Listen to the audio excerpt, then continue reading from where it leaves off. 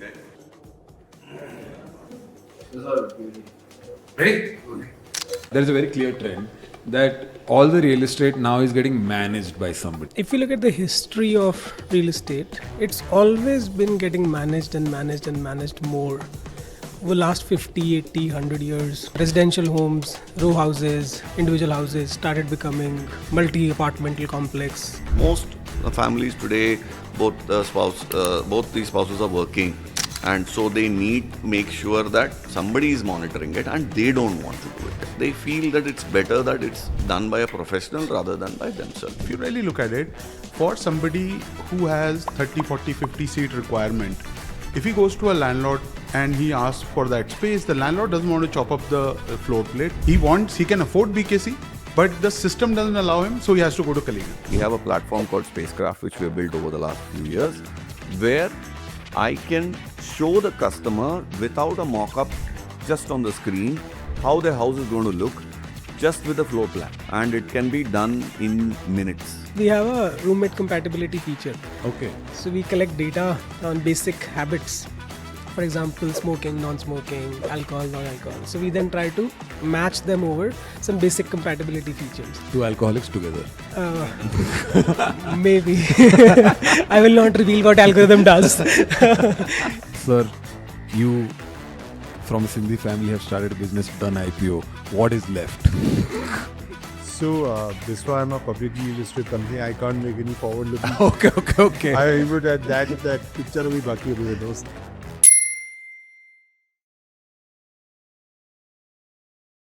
Welcome to one more episode of the Superleap podcast. Friends, Superleap is an AI-powered sales CRM platform that helps companies optimize their sales processes and empowers employees to achieve their peak productivity. Friends, today's episode is about modern working and living spaces. जी हाँ दोस्तों, India is modernizing at a rapid pace. We'll have 40 million new homes and 1 billion square foot of commercial space by 2030 in urban areas. And how we use these places is changing dramatically. So to discuss this, we have three eminent personalities from various industries. We have Mr. Amit Ramani, founder and CMD of Awfis. We have Mr. Nikhil Sikri, co-founder and CEO of Zolo. And we have Mr. Srikanth Iyer, co-founder and CEO of HomeLane. Welcome everybody. Hope you have an amazing episode. Great to be here. Thanks. Great to be here. Okay, awesome. So before we move on in the episode, a little bit about yourselves and how you ended up starting this company, starting with you, Srikanth sir. Sure.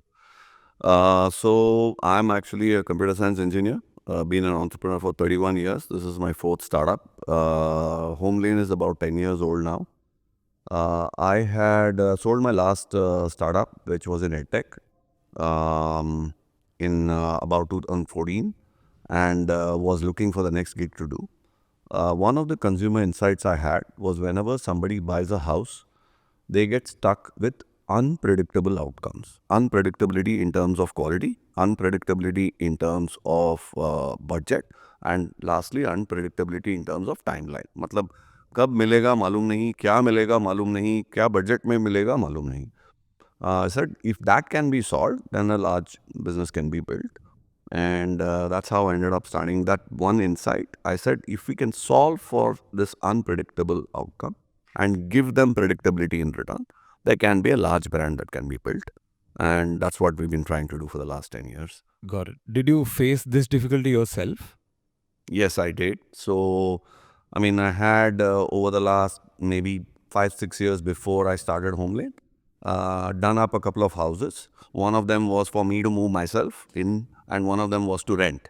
Both the times, it was a very diverse requirement, but both the times I was super disappointed, as in, just could not know when the job would be getting done, etc. In fact, the one that I wanted to move in myself, it got so much delayed that I still remember that end mein I told the contractor ki bhai aap nikal jao, main kar lunga khud. And that was the end. And I said, why is this? I'm spending so much of money and still I'm getting such a bad experience. So I said, okay, when I was looking for the next thing to do, and so thought of this, and then said, yeah, it looks like a complicated problem to solve, but it looks like a really large problem to solve. So I also did some primary research. So I met a few builders because I was in education before, I'd run a few schools and stuff like that. So I knew some builders. I asked them, is this real or, not real? And then they said, no, this is a problem and this market is pretty much unorganized. So just to give you a very broad context, China about 20 years ago was about 90% unorganized market and 10% was organized market. Today, India is about 15% organized market and 85% unorganized market. Today, China is about 85% organized market, and so it's kind of fully moved in the last 15, 20 years. So I expect in the next 10 odd years, India is also going to move in that direction, or I'm at least hoping that. Got it. The amazing thing is that the exact line that you said, you told the contractor, okay, I'll finish the rest, you please leave. I know at least 3 family members who have done that. So the problem is really, it's a real problem. Yeah. My own grandfather has done it. He was like, Aap jao, main kar lunga Correct. khatam. And it was never ending. Awesome. Thank you so much for joining us. We have Mr. Nikhil Sikri. Very interesting story. You are at MBBS from AIMS. You have also done consulting for Deloitte. You have also done ISB. Okay. Then you're doing startup also. Please explain, please connect why it is like this. Yeah. So to explain, I think it's a lot of stories and a lot of layers. So the journey towards business started as a exercise of self exploration. I was not happy with medicine, and there can be various reasons now. But at that time, it was just that I'm not happy. Now, when I look back, I can obviously articulate better than what I could then. It was too system governed by rules and best practices, where I could not find degrees of freedom. This is articulation now. At that time, it was just care. I look at the watch, and this is not how my life has to be. I got to do something where I can really give my best, and I don't have to look at the watch ever again in life that when do I go home. And so in that spirit, I thought let's try getting into business, because suna hai business interesting hota hai. And as a doctor, there is no other path than doing an MBA if you want to get into business. Otherwise, you get very basic pharma or some medical transcription jobs. So did MBA as a journalist, and plus I had one hope कि यार मैं शायद trader बनूंगा. So I used to do trading pre-ISB and I was pretty good at it. I in fact paid half of my ISB fee through my trading profits. Wow. तो but ISB के बाद वो trading के prop desk ही नहीं थे India में इतने, और जो डॉक्टर को ले ले. So then the trading dream went off immediately. It was not that big a dream also. It was more like a hobby. I still practice that hobby as such. Post ISB, then my major in ISB was finance. That's why I didn't major anything else. And towards the end, I fell in love with consulting. It felt so exciting. So many different problem statements. नई solve करेंगे. By the time I got to corporate world, sort of again there was disillusionment. I have a better articulation now. At that point of time, it was more like कि यार मजा नहीं आ रहा है कुछ. Bore हो रहे हैं. हाँ बोर हो रहे हैं या I think I can do more. So at I think 2.5 years, it was more like a philosophical experiment. Entrepreneurship. I mean, the idea I'll come to. As I said, there are a lot of layers to how we got to Zolo. Entrepreneurship as such was a philosophical experiment. That if I feel I can do more, then the world is open. It's fair. बना लो business. नहीं तो फिर जिसने बनाया चुपचाप हाथ जोड़ के काम करो. Don't be in this limbo. Either build something or respect what has been built. And if you think you're more capable than what you've been asked, तो कर लो, फिर जाके कोई रोक थोड़ा रहा है. So that was a philosophical experiment. कि entrepreneurship से क्या निकलेगा. That point was answer निकलेगा एक, which will give me peace, whether I am capable of doing more than what I'm being asked right now or not. So that's how entrepreneurship started. It started with healthcare, as one would ideally assume. Okay. So there was a healthcare startup. We used to digitally empower small clinics and hospitals. And with that, we used to basically build a lightweight CRM with marketing integrations to it. Got it. SEO, website, etc. Social media तब बड़ा नया सा था. Facebook से हम leads लाते थे. After a couple of months there, and we got a product market fit fast. I knew exactly दुनिया को क्या चाहिए. But there was a challenge that practices in healthcare, at least then, I don't know today because I haven't followed that sector for a while, especially in small cities, small clinics, were not as ethical as we were trained at AIMS to. sort of, or as best practices based. Let's say ethical is probably a strong word. So apna jama nahi कि I can't take part in that. So then we decided to go to my second love, which was education. So I was a very average kid till class 7th, 8th. Like Srikanth sir said, you got some, I think 10th, me got some 70, 80%. 75. So I also got some 80, 85 and I was like a very sort of average kid. फिर 11-12 में थोड़ा पढ़ाई किया and then there was a turnaround. Then I sung. Okay, पर rank क्या था? Yeah. I was 26. You're all India rank 26 and you're saying you're average kid. Till 10th. Till 10th. Till 10th. Okay. Till 10th. Then there was a turnaround. So that turnaround made me sort of appreciate कि यार दुनिया कितना इज्जत देती है पढ़ लिख जाता आदमी कि पहले 10 से पहले तो कोई इज्जत नहीं थी अब तो इज्जत मिलता है. So then in EdTech we were trying to solve for a problem of how to learn. So this is in 2015. 15, 16, 14, 15. 14, 15. And you had exited EdTech by 2014. Yeah, I had. I mean, as in directly, I still do some work with EdTech entrepreneurs, but yeah, I directly did not do anything operational in EdTech after. It's amazing that you exited you're the only person I know who has exited EdTech. That time EdTech was not that hot. We also actually we couldn't raise any money at all. We in some sense bankrupted ourselves.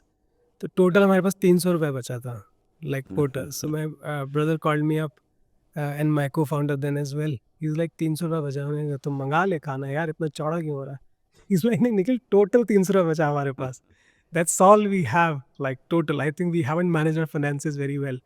So I was like, okay, this problem seems a little serious. इसका कुछ करना पड़ेगा.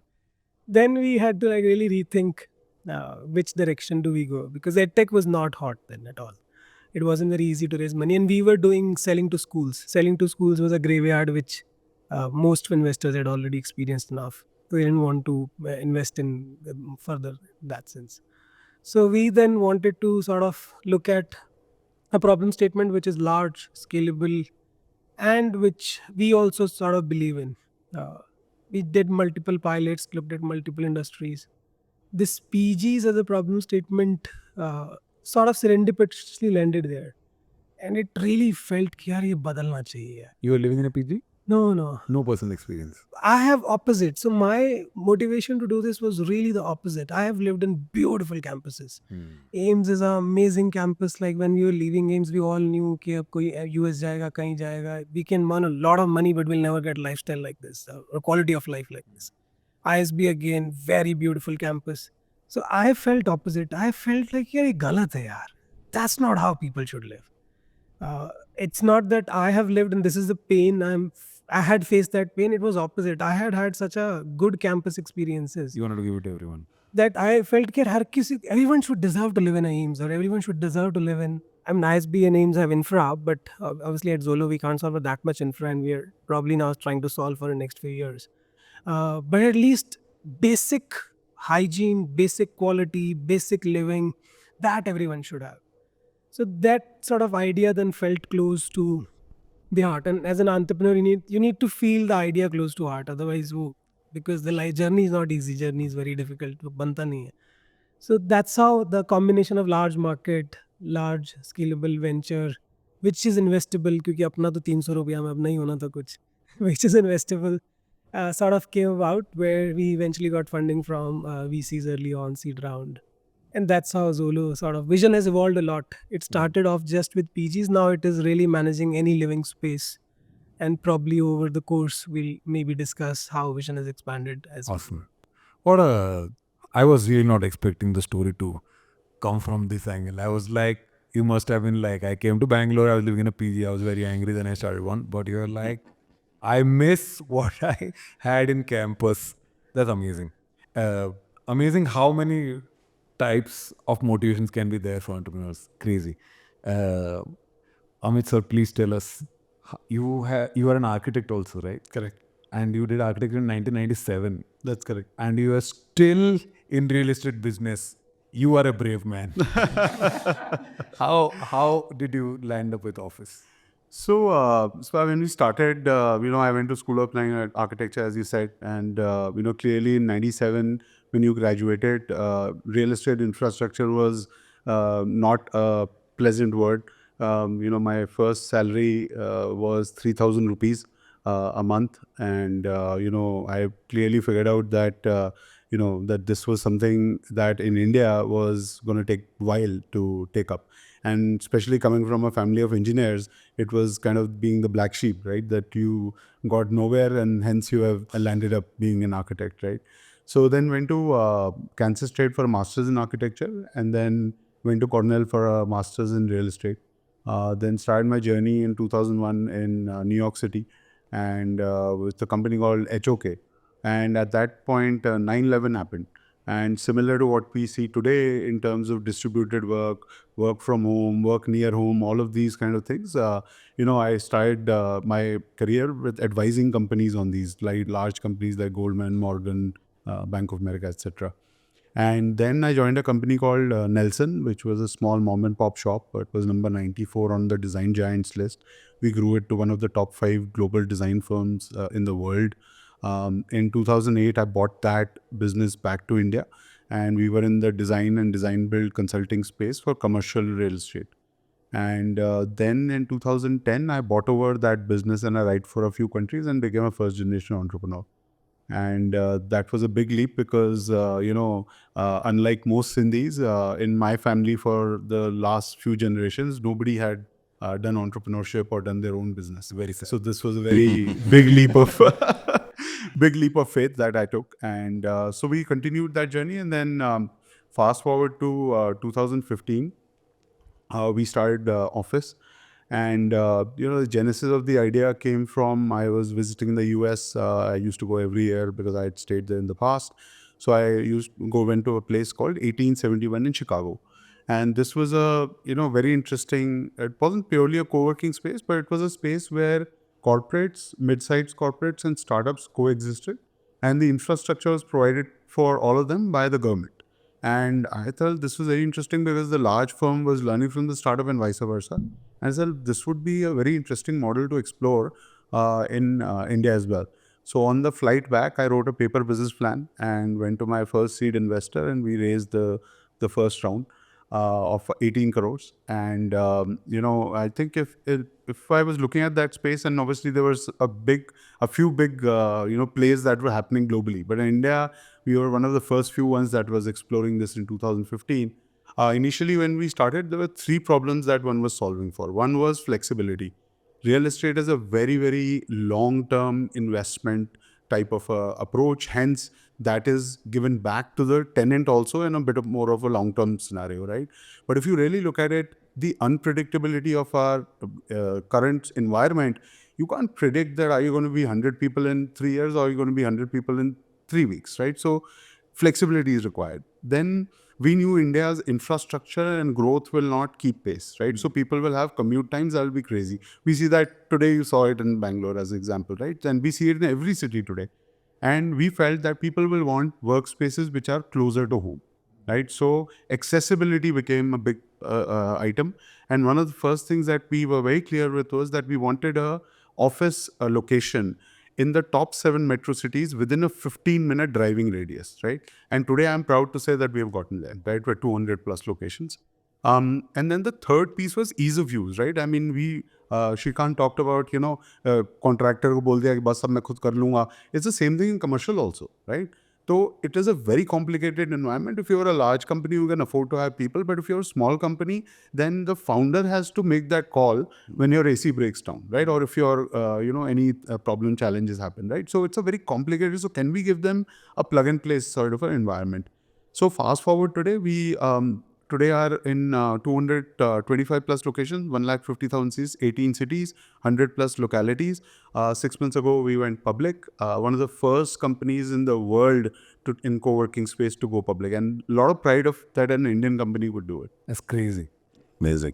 You went public in Indian markets? Or Yes, National Stock Exchange. That's crazy, man. Congratulations. Thank you. And I hear the stock is doing very well also. It is. Amazing.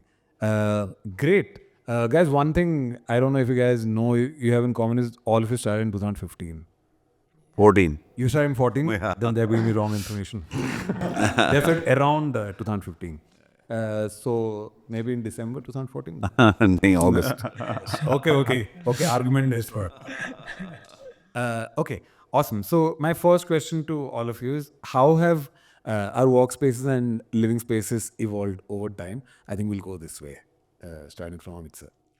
So I think specifically talking more about the workspace because we understand that space really well. I think if you overall look at the whole ecosystem, if you in the 1970s there was this a cubicle that got created.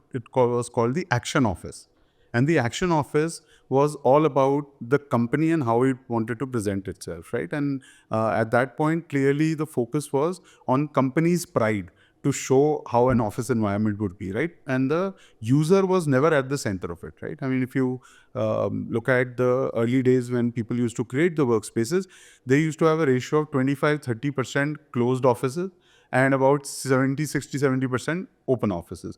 And people's journey was, how do I go from the open office into the closed office, right? That was the sense of pride on my corner office.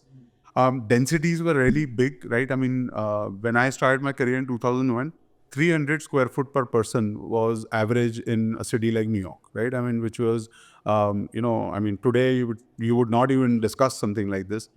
Then slowly what started evolving was in this, I think 2001, when 9/11 happened, was a turning point.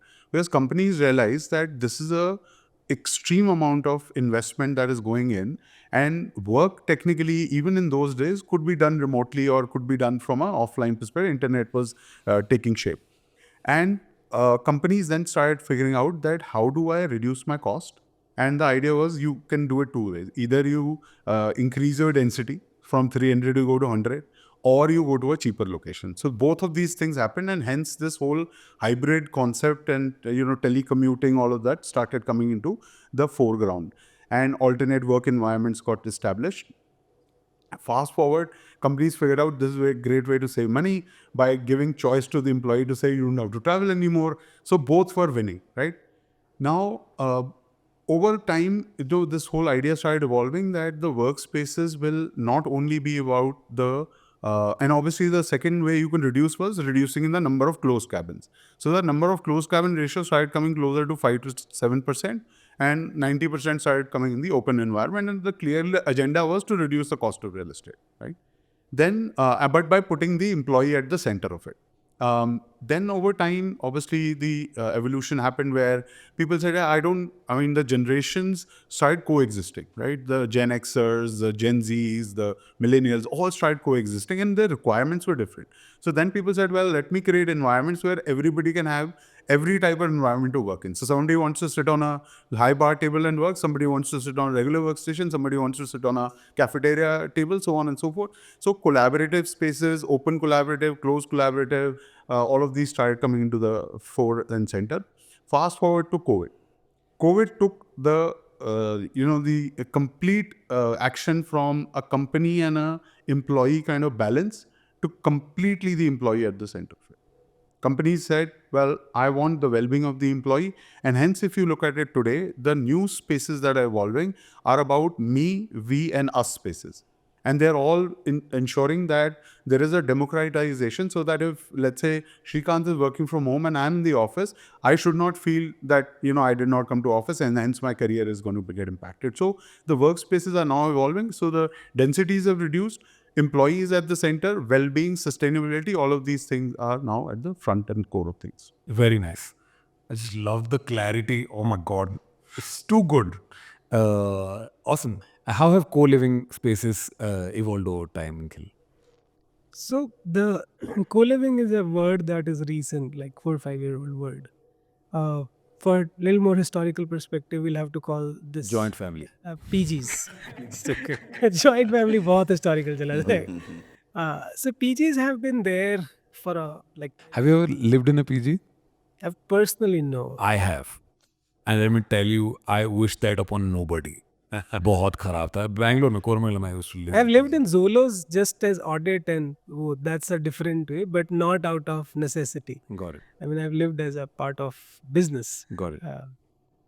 So PGs have been there forever, like you said, right? It's a horrible experience, and for the most part, it was a very bad experience. Because demand always outstripped supply in this entire industry for the longest time.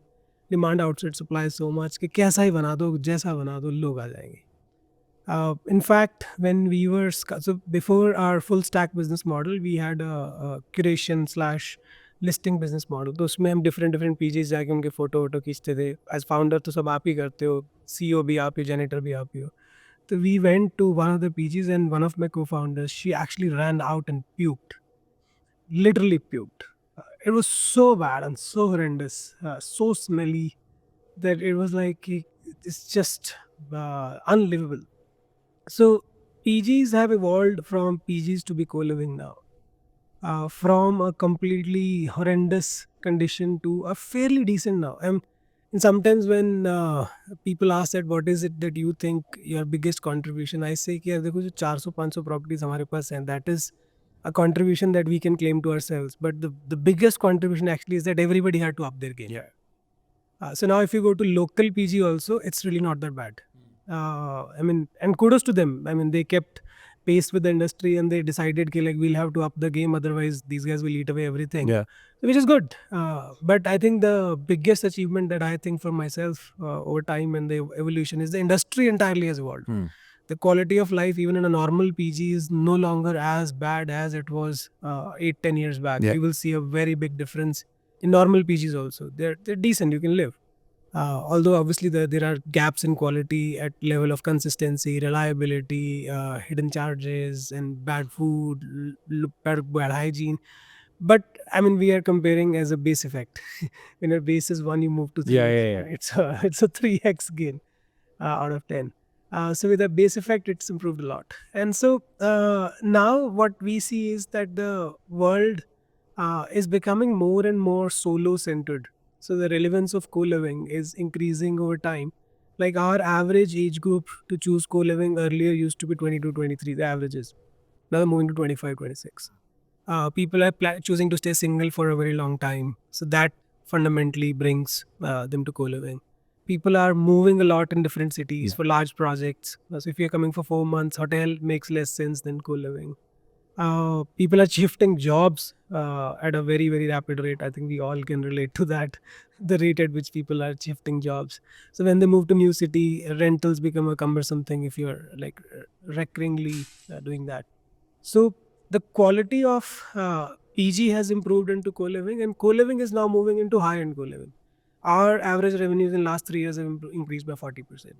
So we've also sort of started providing more upscale offering than what we were playing in a very, very affordable segment. Got Although affordable segment still exists. So it's not that affordable segment is gone. So, but the quantum of people in the little higher end space or seeking higher end experience, that has drastically increased over the last 4 or 5 years. So, and it will keep happening. And our vision has also sort of evolved from just being a co-living player to a living space manager. So now we also have business hotels, we manage resorts, we manage universities. One of the common universities everyone would have heard, we manage Manipal Group. So we manage different kind of living spaces, because anywhere people are living, people are appreciating that we need a better kind of operating layer into the living system management. So universities like we don't, this is not B2C business I'm talking about. I'm talking about university contracting Zolo to say, can you give a better experience to our students in hostels? So everywhere we are seeing that demand coming up. The small time resort owners, they are coming to us saying, can you manage it? Because we can't manage it well. We could build the infra, we could build the interiors, but we don't have the capability to really manage it day in, day out. So wherever there is living happening, people are appreciating the value of it being managed by people who are experts. So that's where, we are also finding an opportunity to expand and grow. And I think that's how the entire real estate industry over time will go into more managed real estate, where one size will not fit all. I'm extending the argument a little bit beyond living per se, but overall real estate will sort of evolve into one size doesn't fit all, and there are niche experts who can do a data center well, who can do an office well. An office also, maybe there is somebody who does manage office for organizations well, maybe somebody does co-working of a small startups well. Co-living also, high tier, mid tier, premium tier, resorts, hotels. So everywhere you go in the real estate domain, I think there will be more managed players who are experts in giving a beautiful experience, because brick and mortar are common. experiences are rare. Got it. Very nice. I mean, I wish you were there when I was living in PGs. I would have had a much better experience, but thank you for doing it regardless. Somebody needed to do it. That's amazing. Shrikant sir, how has home decoration, home innovation changed over time? Home So, renovation. so if you actually look at residences in India, some things have remained the same, some things have changed a lot. And let me talk about both actually. Not everything has changed. What has remained the same is actually easy for us. As, as a culture, Indians have been very house proud. अरे यार मेरा घर दिखाना है मैं I'm calling my friends home for dinner as a family, मेरा बेटे ने घर खरीदा. I mean, probably the proudest moment of a parent's life. So it's been very culturally very house proud as a nation, much more than maybe the US, or even though the GDP is much more, etc. But a lot of things have changed. Of course, in the last 10 years, the GDP has moved significantly forward. The second one, the aspiration has moved along with it. So, for example, I want my house to be unique. I know that I'm not going to buy too many houses in my life, but I want it to be. And then fast forward to COVID, and then the whole thing went into hyper. You know, uh, people started realizing that, अरे यार मैं तो इतना time घर पे spend कर रहा हूँ, but I'm not spending that much money on where I'm. So let me stop doing a few other things and start buying homes. As you know, in the last 3 years, the sale of residences has grown by on a CAGR of about 30% compared to a CAGR of about 10% before COVID. So that started happening. B, people started saying, I want to spend more on in the place that I'm actually spending most of the time with rather than not. So, similar to what he was mentioning, the ticket size for us has grown by 40% before COVID and to now in terms of per home. So clearly, that's changed. The third thing that's happened is people are now looking at interiors like similar to fashion. You are wearing a specific one, I'm wearing, Amit is wearing a specific attire. It's a statement of how we want to be looked at, how we want to be perceived, the houses are becoming similar. Now, and I also want to customize it based on my personality. I am a weekend binge Netflix watcher. I want my entertainment room to be special. I have a pet dog which I want, so I want it to be. So we are seeing that aspect of it has really gone overboard, so to speak, in the last 3-4 years, much more than it was before. It's not like the personalization was not there before, but now it's become literally like fast fashion. कि मैं तो मत cotton ही पहनूंगा but मुझे I like some pastel colours और whatever and I want that to be a statement of who I am, and that needs to tell. Same thing is now shifted to the house. If somebody comes to my house, they should feel that this is my personality. I love to cook, so I want to go over to my kitchen because I can then. Previously, I think this aspirational piece was not there, and also the affordability. So it's a culmination of 3 or 4 things coming together: the ability to spend going up, the aspiration going up, and COVID teaching us that, "Bhai, तुम घर पे थोड़ा सा ज़्यादा खर्चा कर लो," because you are spending more time there. So I think that's what I would say has happened in the home interior space over the last 1 decade. Amazing. Actually, like when I was speaking, I just realized something that like my grandparents' house, that was more well done up because they hired, I don't know, at that time the furniture used to be of heavy wood and all of that. Yeah. And now I see that a lot of people are into this interior decoration, but for a 30-40 period in the middle, people will just buy any furniture and do with it, is my personal experience. But amazing. Okay, दोस्तों, episode पसंद आ रहा है? Free में episode देख रहे हो तो channel को सब्सक्राइब भी कर दो भाई, और लाइक कर दो, शेयर कर दो, मजे करा दो भाई। बेल आइकॉन पे क्लिक कर दो ताकि नोटिफिकेशन मिलते रहे जब भी एपिसोड अपलोड हो। क्यों नहीं दोस्तों? Love you. So my question to all of you is, there is a very clear trend that all the real estate now is getting managed by somebody, right? A big organization or even a small organization, but it's getting managed. Why are we seeing this shift towards things getting managed? We'll start from here. Sure. So for us, obviously, the project is getting managed, and people are preferring that simply because if you take interiors, it's a very technical purchase. अरे आप जिंदगी में एक बार दो बार खरीदते हो घर तो पहले, and then you suddenly start hearing things like अरे ये BWR, BWP or कुछ और. I mean, you never heard of ply, and I mean, you've heard of it, but you really don't know technically what it is. So you're not a subject matter expert on the subject, and you are spending the second largest sum of money on it. After the apartment, you are actually spending the largest sum of money on doing up the apartment. So that's one. So you want somebody trusted, you want somebody who can help you. The second one is, I was talking about the Indians wanting now becoming aspirational in terms of customizing their home to their likeness. So they want an expert to guide them to do that. I like gaming, so how do I make my gaming room great, or whatever it may be. It can be that I'm living with my parents, so I need it to be old age friendly. So how do I do that?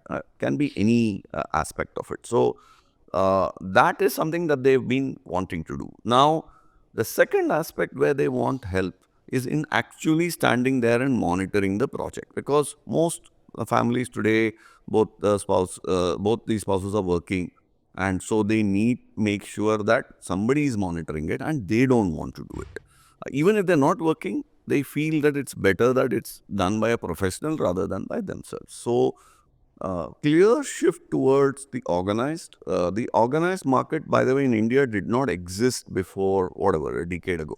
But now it's about 7-8% of the total market, and that's significant, right? It's a multi-billion-dollar TAM. So we're talking about a big shift happening towards project management and professionally managed interiors rather than a unorganized and not managed kind of thing. So it's a very, very clear shift. The sands are shifting. Again, I think I mentioned this before. In China, it took about 15 years to flip. I expect this to flip in about 10 years in India. Got it. Awesome. How are PGs changing with management? So I'll start with a larger thesis that real estate getting managed. If you look at the history of real estate, it's always been getting managed and managed and managed more. Over the last 50, 80, 100 years, earlier people used to have small independent offices. Then they started becoming larger buildings. Larger buildings, people managing themselves, and then getting managed by facility companies. Residential homes, row houses, individual houses started becoming multi-apartmental complex, getting managed by facility management. So the trend has been since the history of getting more and more managed, because fundamentally, when you look at any asset class, you first sort the basics, the brick and mortar, location, regulatory approvals. And once you've sorted the basics, then you get into aesthetics, collaboration, like Amit sir talked about, flexibility, collaboration, different people wanting different things. So you start moving into aesthetics and functionality, and that also has a certain experience element to it. And the next element, I mean, all of this is basically an axis of experience, which is getting better and better over time. And the next element is the intangible experience. So now there are a lot of players who are basically working in level 2, level 3, and it is getting managed at an accelerated pace. So that's why we are now probably remarking that real estate is getting managed, everything is getting managed, but at a slow pace. Since ever, everything has been getting managed. It's just the acceleration has drastically increased, and that is a function of capital. That is a function of technology being available to build simple apps that used to take months. Like we have a low code in house tool. We can build a operating app in like 30 minutes. So technology getting faster, capital getting available to smarter people. So the acceleration has drastically increased over time, and this trend is not going to stop. It is consistently going to get more managed or more experiential, so to say. Managed is nothing but a way to gain a better experience. In the end, you want a great experience from any kind of asset class. Got it. Now, when it comes to co-living or, like I said, managed living across various asset classes, whether it's a university campus, whether it's a PG building or a co-living building, whether it's a hotel or a resort or whatever those campuses are. In fact, industrial housing, we work with one of the largest industry guys as well. So they all want better experience. They've figured their brick and mortar that they've figured. Now they want next level of intervention, next level of intervention. And we are building playbooks at a very fast rate. So thus we see or feel the change more. But if we really peel the layers, it's a 80, 100, 200, 500-year old trend. In fact, like the killas that we had, where the king used to stay, that was managed living. Like वो किले के अंदर everything was managed. Yeah. And then there was a set of people staying outside that thing. So the directionality has been very, very consistent since centuries. Got it. It's the pace which is really mind-boggling now, which is thanks to capital, technology, and talent, which we are sort of seeing an unprecedented sort of increase. Got it. So ultimately, there'll be one real estate company who owns everything and one company who manages everything. नहीं And होगा। everybody who lives there goes and works at the company during daytime and nighttime they're living in managed apartments or what. नहीं ये take में हो सकता है real estate में नहीं होगा government won't allow that to happen because there so many challenges complexities of navigating the real estate ecosystem across various countries, various geographies, various districts. तो एक आदमी तो नहीं कर पाएगा and plus real estate is actually such a large industry. One person like one project in Bombay, a large project in Bombay, I don't want to name, but one large project in Bombay itself is like some, I don't know, for $400 billion or $200 billion. So real estate is such a large industry, you can't even imagine. The slum rehab project you're talking about. I don't know. Okay. You said it. Yeah, I have no clue. But what I'm trying to say is that even like one projects are so large that you cannot imagine one company actually taking over real estate in either ways, whether providing experience or in owning real estate per se. So it will always remain many different players sort of playing in different areas of their expertise. But directionally, we will consistently see that experience is consistently getting better and better and better. That's just being human. Got it. We get bored with whatever we are given, no matter how amazing it is. Yeah. So we want more or we want different. Got it. Guys, if you know which project we're talking about, then please comment below. Just for fun. Okay. Awesome. Sir, our office space is getting more managed. I'll add one more question with this. Is that, like you said, offices used to be closed cubicles and blah, blah. But now if your office is not swanky, then it's very difficult to hire people to, how has, like, I get it, it's open office versus closed office, but the aesthetic has fundamentally shifted. Offices look more like playgrounds. If I, the beer PO, ping pong khelo. What is this shift? What does it signify? So, Biswa, this is happening kind of in two ways, right? I mean, one, fundamentally, if you look at India, it's a very different environment than the global markets, right? So, in India, in case of commercial real estate, almost about 75% is owned by HNIs, wealth managers, and small mid-tier developers. Only 25% is with the large institutional investors, versus if you were to go to any global market, the 95% in Singapore or US would be owned by institutional landlords, right? So fundamentally, it's a very complicated environment to start with. So clearly, when you think about the investor, right, who's originally buying the property, the first time the developer helps him find a tenant. The next time he's not, and that's why if you look at this overall stock, almost across, even in the best market, we are going to do 80 million square feet of leasing, the highest since ever independence this year. Even today, there is 20% blended occupancy across India in this hot market, right? So very, very fragmented. It's very, very disorganized, right? So if you look at from a managed side of things, so for example, we now do what we call as partnership with the landlord. We call it managed aggregation. So these landlords are unable to bring demand, and we are able to bring demand. Hence, we create partnership model. So that's on the landlord side.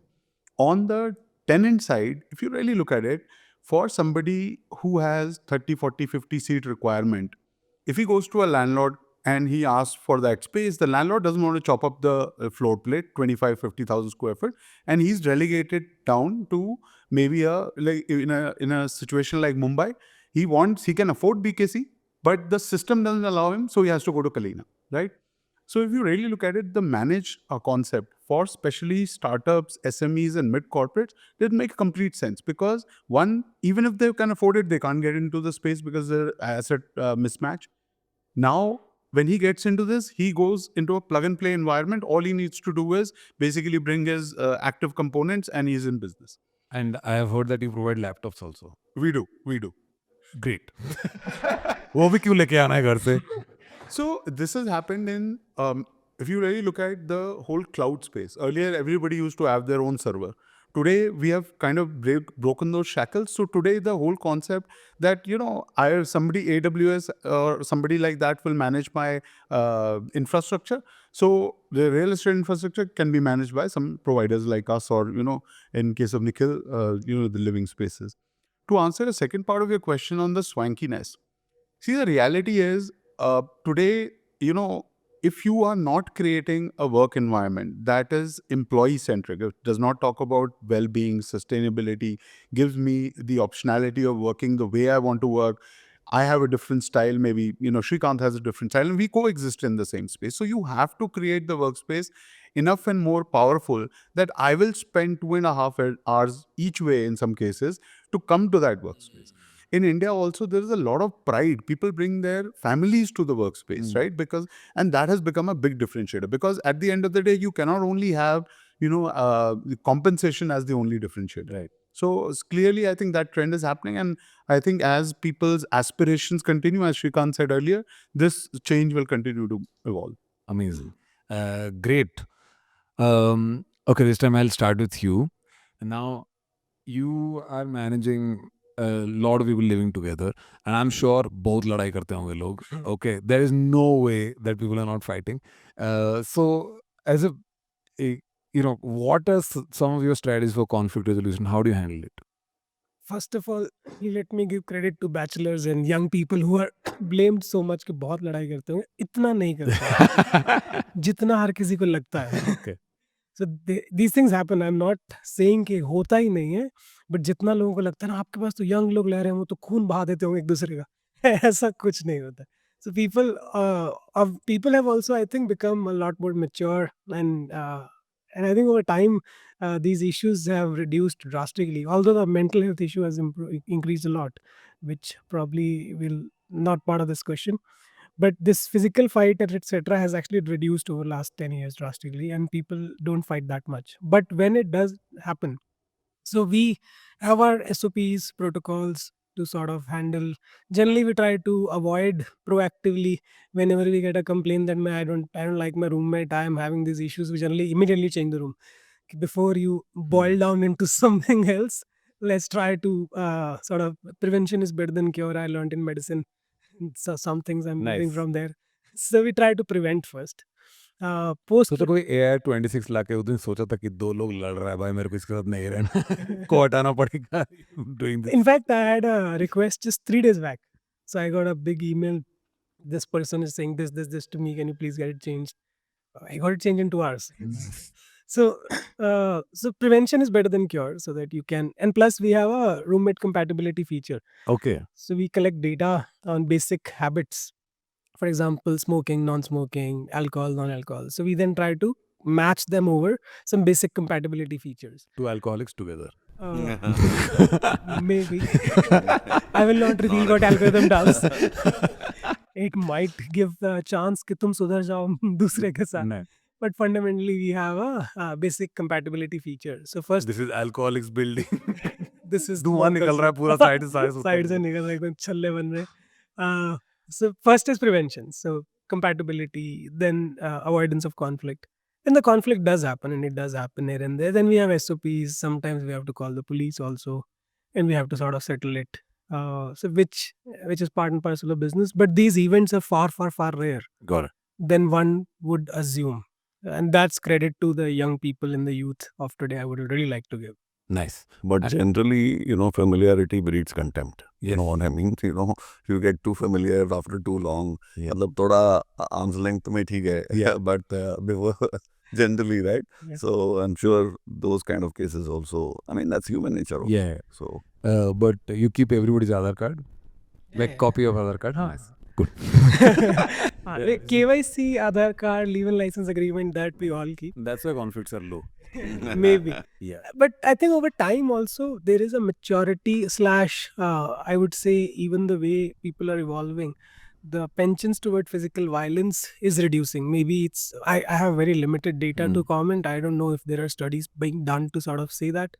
But what we are seeing is that physical violence is drastically coming down, mental health issues are drastically going Got up. Which earlier used to be not that common. Now we can spot people with stress, anxiety, very, very, very common in last 5-6 years. So I think the mental health data is there. I don't know if there's other data, but these are our anecdotal observations slash our data observations. Sorry, off the script, just asking. We can cut this out later also.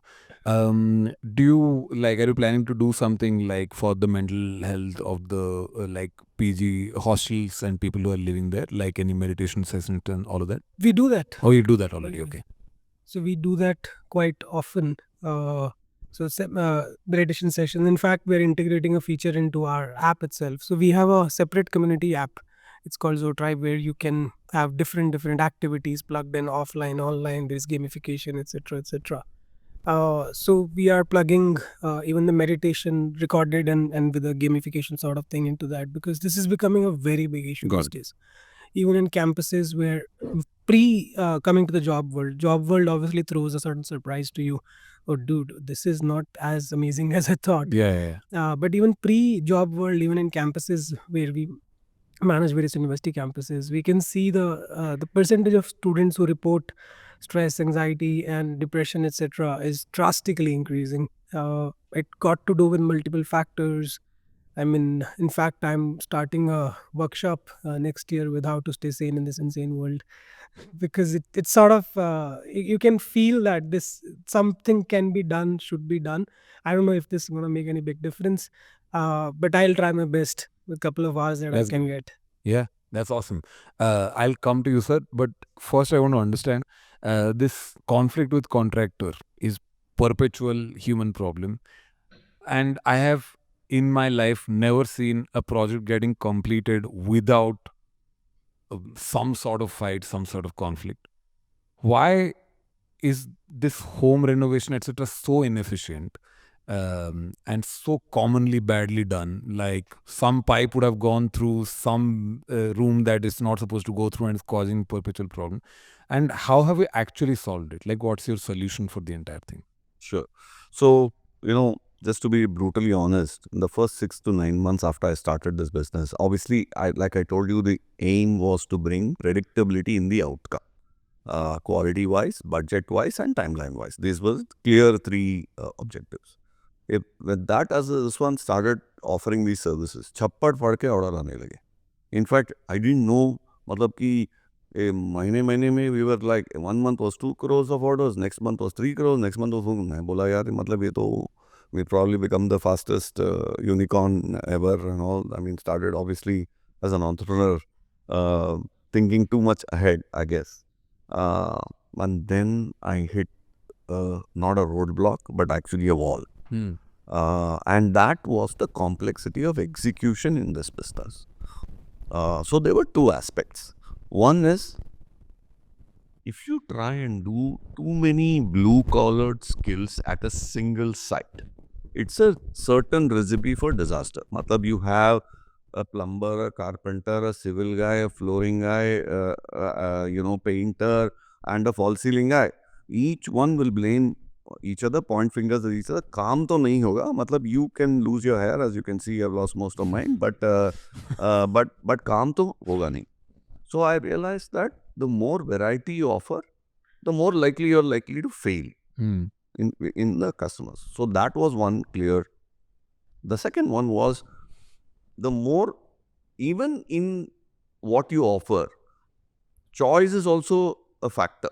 So let me give you an example. IKEA worldwide offers, let's say, 12 colors across its wooden products. There will not be a 13th color. You cannot get them to, they can say, if you want outside of this 12, please buy from somebody else. मैं तो नहीं देने वाला. Right? So those two things helped. And by the way, I chanced upon this book. That was a godsend for me. There's this book called Uncommon Service by this lady author called Frances Frey. Coincidentally, Frances Frey for some time was on the global board of WeWork, which is a co-working swan. And before that, she was a professor at HBS, Harvard Business School.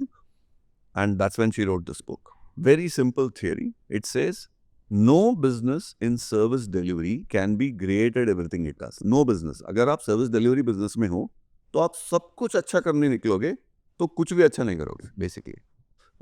Let me try and give you a example, live example, right? Take Flipkart, very close by. We are very close to the office now. Fantastic variety, right? Very good service, 24-hour, 48-hour delivery. Nice website, good technology, etc., etc.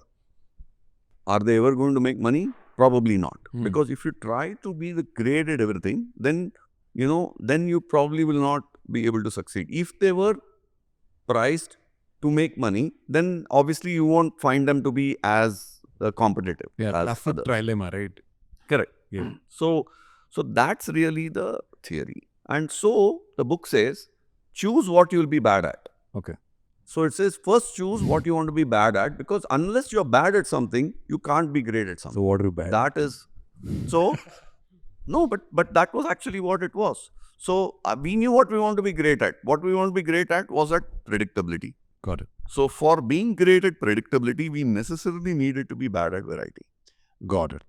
So that led to this whole thing saying, okay, now I want to deliver predictability and I want to quantify that. So we came up with this brand promise of saying, every home we give, we will deliver it within 45 days. Otherwise, we'll pay rent for every day of delay. So it kind of became like a Lakshman Rekha, a line in the sand we drew ourselves by saying, we will stand, we thump the table and stand for predictability. And wo to ho gaya. Now, to accomplish that, you needed to reduce on variety. So first thing we did was we stopped doing a few services. We still don't do civil. We still don't do flooring. We don't do these services as an interior designer. You may say, "Arey yaar, kaise hoga?" But you cannot be great at everything, and that is really the hard truth in this business. So choose what you want to be great at, and that really helped us. So we started doing just modular furniture in 2015. Just modular furniture, 100%. Today, 80% of our revenue is from modular furniture. 2015, 100% was modular furniture. Every home we delivered within 45 days. Every single home. Okay, you go to a carpenter or a contractor, you will get 2,000 color options. You know laminates, right? You get 2,000 laminate options. With HomeLane, today you get 108 color options. Today. I started with 50. मैं अपने designers को बोला 50 colour ही मिलेगा, अब choose कर लो कौन सा 50 है, आपको एक्स्ट्रा ऐड करना है तो कुछ निकाल के कुछ ऐड करो, only replacement philosophy, no new ones. So started with that minimalistic kind of this one, or I call it a finite catalog, because that helped me in many factors. It helped in us reducing dependability on vendors. If I have 2,000 colors, I have 20 vendors I'm dependent upon. If I have 108 colors, I have 3 vendors I'm dependent upon. So straight away, I'm not dependent on so many of the other vendors. Second, the way I choose now became very different, because now that 45-day guarantee became our North Star. It became to an extent that HomeLane will not offer a service unless I can do it in 45 days. So we kind of flipped the whole thing by saying we will stand for predictability, and only whatever we can deliver predictably, we will do that. So that became the differentiator. That has helped us immensely in our unit economics, in our time to delivery. So an average project a contractor takes, on an average, if it's our ticket size, let's say 8 to 10 lakh rupees is our ticket size, is about 1 year that he takes to deliver. Okay, we take approximately 100 days. The 45 days guarantee is after the design is over. So the customer takes about 50 days to design. We take about 45 days to deliver. So that less than about 100 days. That's the lifetime of our project. So that became much lesser compared to 365 days. And obviously cost. So for the customer, so which gets passed on. So that's one way in which we have basically tried to solve the problem, by reducing the complexity of the business by doing fewer things and even in the things that we do by offering fewer options. Got it. So in an F&B scenario, if I were to compare it to F&B business, what I realized was in our business, which is service delivery, you can either be a fine dining restaurant or you can be a QSR. You can't be both. Or if you try to be both, you will be neither. Matlab ki you will feel, you'll not look like either fine dining nor like a quick service restaurant. We are clear, we are a QSR, and that's what we are catering to. You will only get limited items on my menu, but you will get it quick, and you will get it not too expensive, and you will get value for money. And you'll predictably, if you order 100 times, 99.9 times, you will get it like in 10 minutes. That's really what we want to stand for. Amazing.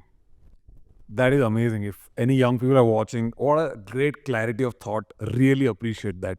Awesome. Sir, coming back to you, if you have co-working space, freelancers are there, some 20 people companies there, some 90 people companies there, must be fighting or must be problems. Okay. What is your conflict resolution policy in these cases?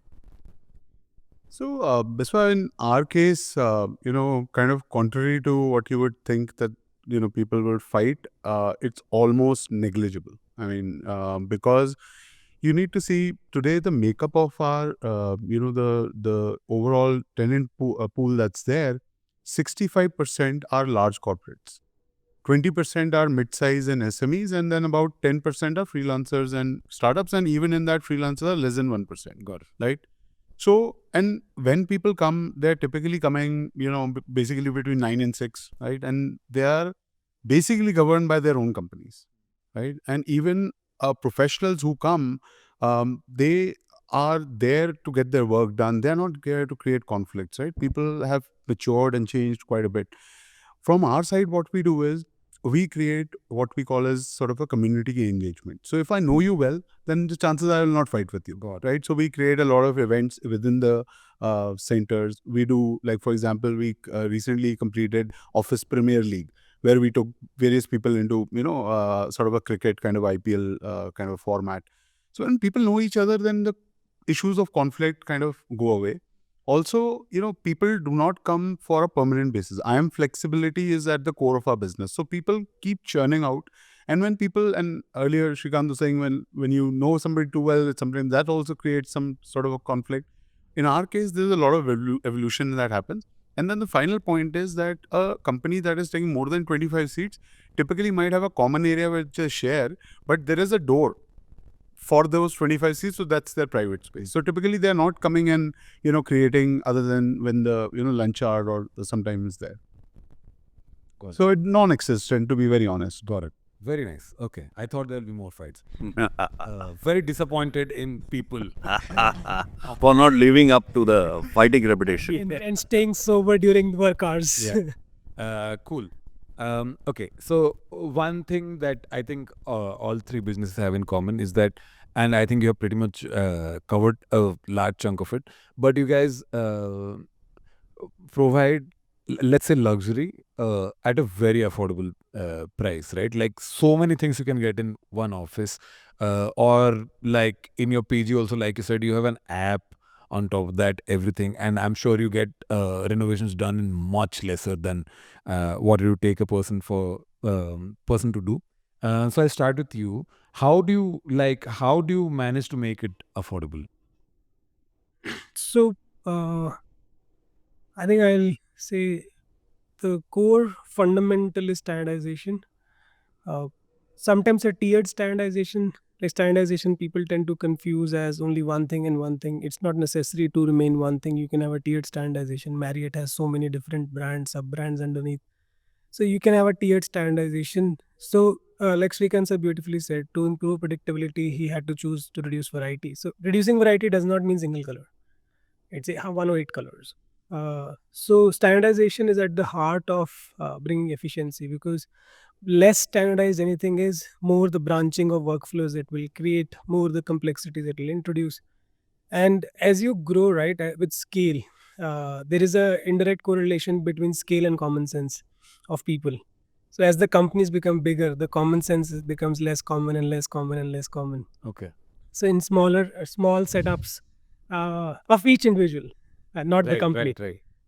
Because it's fundamentally the individual get less empowered. Right. So individual is looking for where is the policy, where is the process, where is the SOP. There is less culture driving the game, more systems driving the game. Got it. And when systems drive the game, then systems ought to be really well made. So you have to keep your systems tight, systems not overtly complex, systems not very, how do you say, left to variability.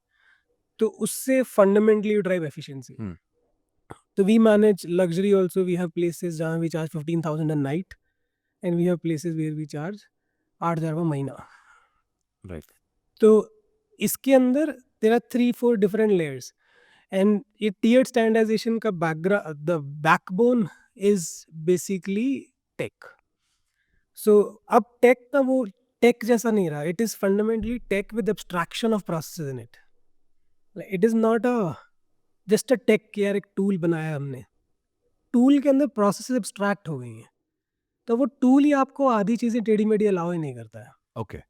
Like if let's say I have a housekeeping checklist of my co-living space versus housekeeping checklist of university versus a housekeeping checklist of a hotel, these are all different checklists. Got it.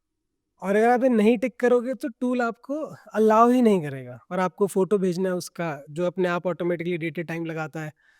तो the tools and the technology allows you to really reduce a lot of complexity. Got it.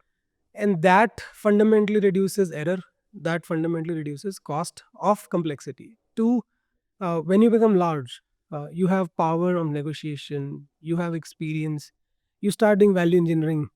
I'm sure Office is master of value engineering when it comes to aesthetics. Although we our interior budgets are relatively lower because we don't need as extensive interiors. But you start doing value engineering, then value engineering reduces price. Then you start basically streamlining directions and processes in one way that brings in more cost efficiencies. So those efficiencies coupled with predictability, reliability, that reliability becomes that luxury or a nice experience. Because like in hospitality, if you go to a place, there is a person who's smiling, there is a bed which is made, there is no problem, which is clean, you will feel nice about it. इसका खर्चा नहीं लगता है. इसके लिए आपको grip चाहिए operations पे. खर्चा कुछ नहीं है. इट्स अ ग्रेट एक्सपीरियंस जो कोई भी करा सकता था उसी पैसे में. रादर आप कम पैसे में ज़्यादा कंसिस्टेंटली करवा रहे हो और ज़्यादा अच्छा करा रहे हो because you have a grip on the business, and उसका backbone is abstraction of processes into technology. Got it.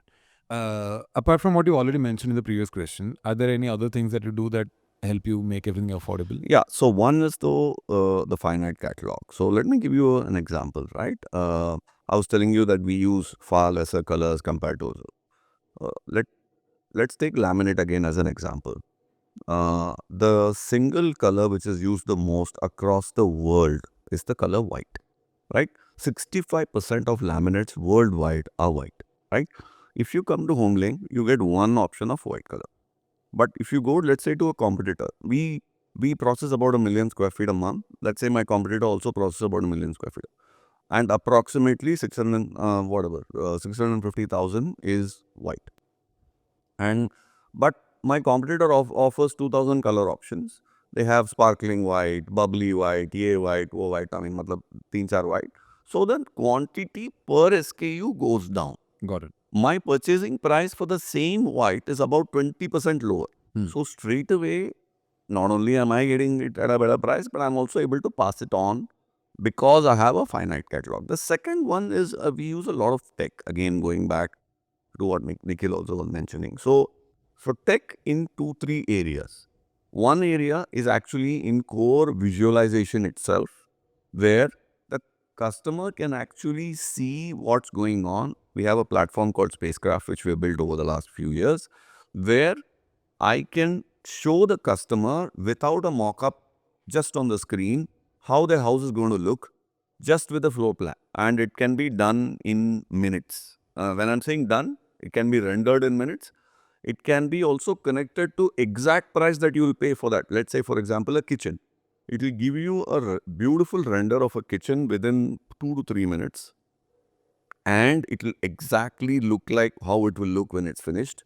And it will also be exact costing, not an approximately मैंने कुछ बना के दे दिया आपको. There's an exact cost. So that tech we cracked in at HomeLane, and that's something that's really been useful. In fact, another discussion, but during COVID, it really helped us a lot. Okay. A lot, Okay. right? We are the only company in this space. We didn't have a degrowth year because we managed to sell virtually without meeting a single customer. So that helped a lot. The second piece of tech that we cracked was what we call D2M, which is basically design to manufacturing. 96 man hours is spent typically in converting one drawing into manufacturing ready drawings. मतलब 3D के लिए बना दिया, आपको अच्छे से दिखा दिया कि ऐसे ऐसे दिखेगा उसके लिए. Then the effort is 96 man hours per project, per house, to convert it into machine ready, let's say AutoCAD type drawings, right? That we completely automated. Okay. Now it is zero human touch and so zero error, and it's almost instant. It is done in like 15 minutes or so. And we call that design to manufacturing. So that tech we cracked. So obviously for that 96 man hours, there's a designer cost, there's a draftsman cost, there were so many other costs that are there. All that went out of the window. So significant cost reduction happened because of the catalog and generally because of the tech. Some of the other ones, usual ones like what Nikhil was mentioning, which is, how your site is being looked after. So we have something called a site app where our project managers go there, picture has to be clicked and uploaded. So you've done it very, very quickly, and which has enabled us to deliver, today we deliver about 1,000 homes a month. So that's enabled us to do it at a very, very low cost. Got it. Very nice. How do you keep costs low at office? So, Biswa, if you're looking to be the HDFC of co-working, right, there are two things that you need to do, right? One is network. So we And should second be is call me every day for credit card. so one is obviously the network, because you have to be present, right? So somebody is looking for a seat in Kormangla. If I'm not there, I've lost him as a customer. And today, every type of customer, be it corporate, be it mid corporate or SME, their cohort sizes could vary, right? So we had to have the network first. Second biggest thing is the cost of supply. If my cost of acquisition of supply is the lowest, then I can make the product affordable. If my rental is high, because that's 40% of our input cost, if I'm not able to control that, if I'm not able to get that at the best price in that local micro market, then I will not be able to offer that affordability. So in our case also, I think similar to what Nikhil and Srikanth were talking about, clearly systems and processes make a difference. Scale makes a difference. We today deliver almost 3.5 million square feet every year between our co-working managed office and our design and build business. That's equivalent to almost about 80 to 90,000 workstations that we acquire.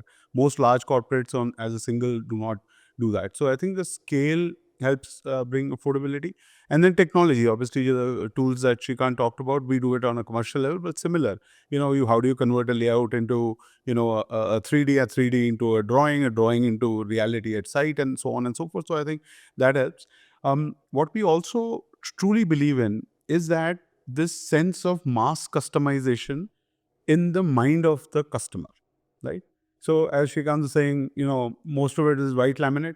If you were to come to the commercial space, there are only two laminates. There is a white or there is a wooden color, right? There's nothing else exists, right? So you can't then restrict the customer by saying, I will not be able to do it. So what we do is the base infrastructure, it's like the car, right? You go to buy the car, and now the car is the same for everybody. Now the version, what changes is, do I have navigation? Do I get, LED lights? That's where people think, oh, wow, I'm customizing this to my requirement. And that's exactly how we do it, right? So the kit part remains the same. Customer can come in and our teams will work with them to basically, because the more he's committed or invested into that space, it increases the tenure for the customer, right? And basically for us, right? Yeah. And then what we did now is we basically have three flagship products. We have Office flagship product, which we are sitting in here right now. We have Office Gold, and we have a Office Elite product we've launched. So it is almost like a Toyota Corolla, Camry, and a Lexus. So that's how we kind of cater to luxury and affordability. That's amazing. Okay, so last question for all of you. I'll go in order. What does your sales process look like? Like from first touch point to the customer till closing the deal, what does it look like? I'll start from you, sir. So for us, Biswa, the reality of commercial real estate was, and I think majority of my competition is that we are heavily dependent on the broker community, right? So when we started in the business, that was one of the biggest challenges, because if a broker is involved, then you will never win more than 25% of the deals, right? Because they will have to spread and again, all brokers are our partners, and, we do a lot of business with them. But that is one channel that we use, where obviously broker brings an opportunity to the table. I have a 70% sales team today, which is like a mini property consultant in-house. And these teams essentially then work with our broker partners to deliver, basically work with the client to essentially understand their requirements, create those layouts and 3Ds, etc. And then obviously commit to a certain price per seat, and then you have a closure. But in all of this, I think seeing is believing. So where we have great looking centers like this one, I think the day that center goes live, this people can see what they're going to get, the sales increases, right? If till it's not built, obviously there's a bit of a lag. What we also did was, because we built this in-house engine, today 63% of our business is driven in-house. 100% of my competition business is driven by the broker community, right? So obviously, this is because we very strongly align with the client companies. Today, there are 2,800 client companies that sit with us in our spaces. We are connected with them. We build 20, 30,000 square foot is the average size. So when you have 500 people in a center, you can create a community. You can make a connect. And that connect helps in bringing longevity in terms of expansion. So today, almost 35% of our client companies take in multiple locations. 36% of them expand, continue. So the sales cycle becomes much easier once you get the hang with the customer. Got it. So, what does a typical sale, like from first touch point to closing, look like for you? So, well, we have different category of accommodations where we operate, right? But what is common across all, and majority of our sales is purely online. Got it. Uh, when we started co-living, we used to have 80% visits before someone books, because you want to see where you're going to live. As a rental home also, you want to sort of see. But now we have 73% of the bookings that close purely without a site visit. On 27, people still visit sites in co-living. And in the other category of accommodation, which is hotels, resorts, etc., there's 0% site visit, obviously. So 100% of the sale is online. So the touch points, if I go sequence wise, people download the app or go to the website. They look at the catalog, they look at the pricing, they look at the tenure that they want the place for, and then the book per se. You do have an option of scheduling a virtual tour, or you do have an option of actually physically visiting the site and co-living. Any other categories of accommodation, that point is not relevant. You rarely would want to visit a short stay accommodation before you go there. And there you look at the catalog, you book.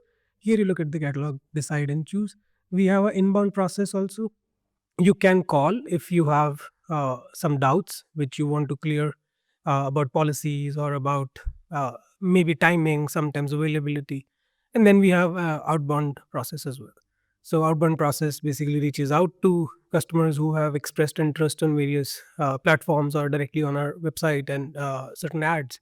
And inbound is basically whoever calls directly. So that's how more or less the process is stitched. But in a sense, it's more or less directly online. Directly online. Okay. Got it. And your brand value is not strong enough that people just book it. Yeah. So over time, that has drastically changed as a indicator, where people just book it and they know that it's gonna be probably more or less what is shown, and that gives them right comfort that Zolo doesn't really not deliver on the promise that they have offered. Awesome. What does the sales cycle look for you, sir?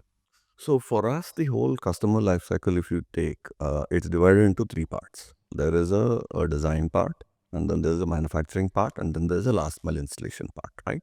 We'll talk about the first one. Customers get in touch with us. It's an omni-channel business. It's a 8 to 10 lakh purchase. So people want to touch and feel. It's like jewelry or automobile or something like that. So उनको touch drive करना है, थोड़ा देखना है क्या है करके, and it's a large purchase. So they do want to come to our showrooms, and we have about 80 of them across the country. Most leads originate online and consummate 100% of them consummate offline. Okay. That journey takes about 6 weeks between when they get in touch with us till when they decide that they want to work with us, and then they pay an advance, etc., etc. Then there's a design iteration. That design iteration takes another 6 weeks, another 45 to 50 days. That I was telling you that. Then they freeze the design. Then they freeze the design, goes for manufacturing. Manufacturing takes about 2 weeks. And once that's manufactured, then we ship it to that customer's house. Takes about 1 or 2 days, depending on where they are. And then takes about a week to install. So that's broadly that 100-day journey that a customer goes with us from when they get in touch with us till when the house is delivered. Okay, very interesting. Like they find you online and then they come offline and see everything. For you, it closes online, and for you, it's a whole different thing. Awesome. Guys, thank you so much for joining us for this lovely conversation. I hope the audience got to learn a lot from it. I personally learned a lot. Thanks so much. But before you go, very quickly, any exciting things coming up in the future? You can want to say anything, like any project you're hyped about? So I'm personally very excited about the Gen AI and in design specifically. So we are envisaging scenarios where initially, even without meeting a designer, a customer can by themselves get 5 options of designs by just answering a few questions. I mean, simple questions. And it can look like, wow. I mean, it's not like some second-rate design or something like that. It can be really, really good. It can suit your budget. It can suit your lifestyle. It can suit your family composition. It can suit whether you're renting or whether you want to live there on your own, depending on how you answer those questions. Boom, you can get those. And that is something that I can see happening in like less than 6 months. Less than 6 months. Okay. Okay, awesome. What exciting things do you have for the future? I'm most excited about like really scaling fast now. So we've come from an environment which was really not conducive for co-living. Earlier it was the COVID, work from home. Now more or less is behind us. Then there were some regulatory challenges which created a pressure, asymmetric sort of pressure on organized players. So finally all of that is behind us. And we are profitable now. And what I'm really excited about is as if like पहले 70 kilo के weight लेके हम दौड़ रहे थे.